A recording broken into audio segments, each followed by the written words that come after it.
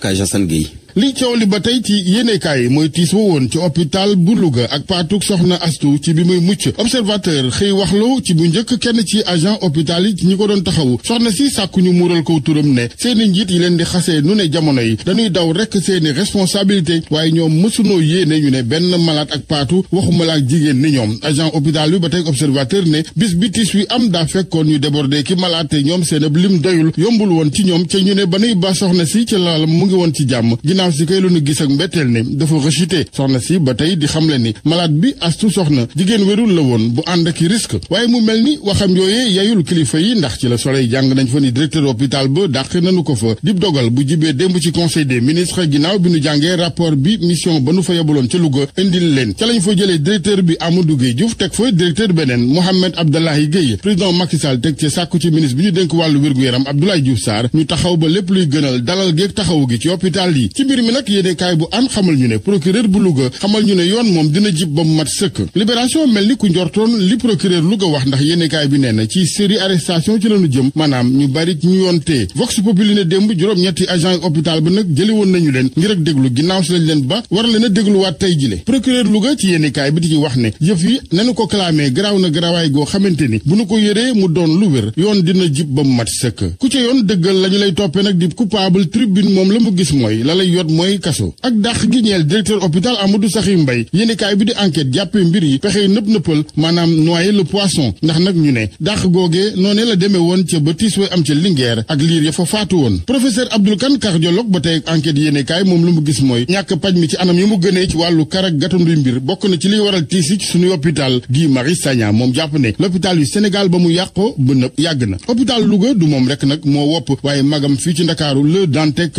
mu ngi ciy waxtoom yu mujj Le Quotidien ni waxee Le Dantec en phase terminale muy médecin yi di professeur nag ñëpp ànd maase ne wax dëgg mënatunoo jëmmal seen ak mission las jàppee l'hôpital Le Dantec malade bu mag bi taax bu màgget ñàkkum courant ñàkkum ndox service néphrologie bu doxul garab yi manqué Sud Quotidien jàpp ne su yàggee nag nit ñi ragal dem hôpital ak jéey yi nga xamante ni ñu ngi ko fay faral di dund yéenekaay bi ñëwaat ci misaal ci li xew démb Louga Linguère ay jamono clinique Madeleine naka noonu Les Échos ne jëwriñ ju ñu dénk wàllu wér-gu-yaram nag Abdoulaye Diouf Sarr tey ji dina wax observateur moom ba tey ak lu ñeel wàllu wér-gu-yaram dikkaat ci la woon ci hôpital Magatte Lô bu Linguère mu ne ñañ fa doon toppee am nañ as lëf ci cetal ndax juge deuxième cabinet bu tribunal bu Louga dal dina joxaat jëf ja weneen nu tur maanaam rey gu àndul ak tayeef boobaak léegi nag ñoom ñetti agent yu nu fa defoon contrôle judiciaire yéenekaay bu groupe Futurs Médias ne ñaar fukki fan ak juróom ci weeru mai lañ leen di àtte ci correctionnel wàllu yoon ba tey ak le mandat mi ñëw ci coowal Adji Sarr Ousmane Sonko yéenekaay bi ni moom Adji Sarr tey jële janoog Ndeye Khady Ndiaye ñu war a nag xool fu muy mujjee ci la wax ne mooy preuve am